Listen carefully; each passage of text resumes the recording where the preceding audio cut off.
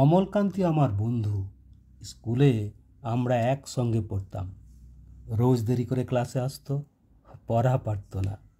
শব্দরূপ জিজ্ঞেস করলে এমন অবাক হয়ে জানলার দিকে তাকিয়ে থাকতো, যা দেখে ভারী কষ্ট হতো আমাদের। আমরা কেউ মাস্টার হতে চেয়েছিলাম, কেউ ডাক্তার, কেউ উকিল।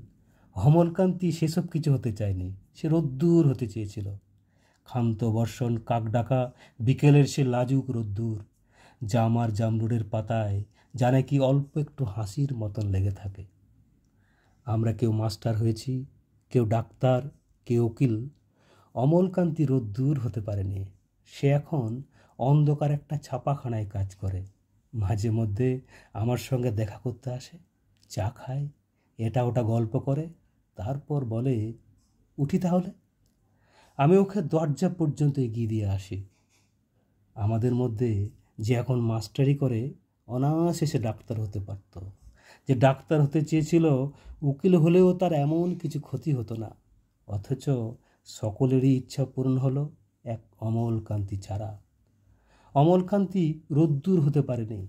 সেই অমলকান্তি রোদ্দুরের কথা ভাবতে ভাবতে ভাবতে ভাবতে যে একদিন রোদ্দুর হতে চেয়েছিল।